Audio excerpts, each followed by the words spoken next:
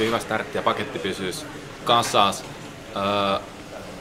Sen jälkeen se hiukan hajosi se meidän paketti, mutta kuitenkin se pallollinen peli oli riittävän hyvä tänään, niin me päästiin maalipaikkoihin läpi jakson tasaisesti. Toinen puoli aika, me saatiin taas hyvä startti siihen ja oikeastaan se ratkesi sit siihen 4-0 maaliin, että sen jälkeen loppu oli ehkä hiukan kosmetiikkaa. Paljon hyviä asioita, mutta jonkun verran on parannettavaa tuosta joukkueen puolustamisessa, että sit kun tulee kovemmat joukkueet vastaan, niin pitää pystyä puolustamaan hiukan tiivimmin ja aggressiivisemmin.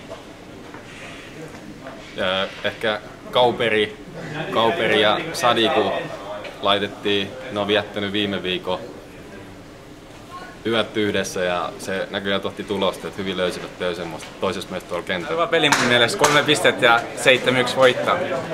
3 maalia ja toinen niin kuin 90 minsa peli. Vähän raskas oli, mutta silti ihan hyvä. Mun mielestä koko joukko pelasi niin kuin ihan hyvin ja niin kuin tiivinä ja kaikki ihan hyvä.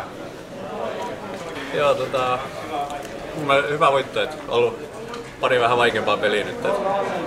Saatiin taas paljon maaleja, se on ollut vähän ongelmat, ollaan kuitenkin joka pelissä saatu aika hyvin paikkoja, mutta ei ole aina mennyt ihan maaliin asti. Nyt tehtiin aika 2% maaleja ja muutenkin pysyi pakka ihan koko pelin tiivinä, ettei vastustajalla ollut oikein mitään paikkoja.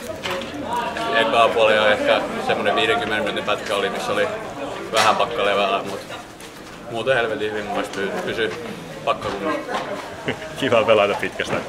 14 vuotta sitten kakkostiimeen. Joo. Hyvin se meni. Hyvin se meni. Vanhasta muistista. En ole ikinä, ei kun yhden kerran mä oon pelannut keskeltä pohjalla. Nyt oli toinen kerta. Ai mitä? Katsojien kommentti. Näitä jotain hyvää tulee Lappeenrannastakin. Se oli hyvä kommentti. No, se lämmitti mieltä.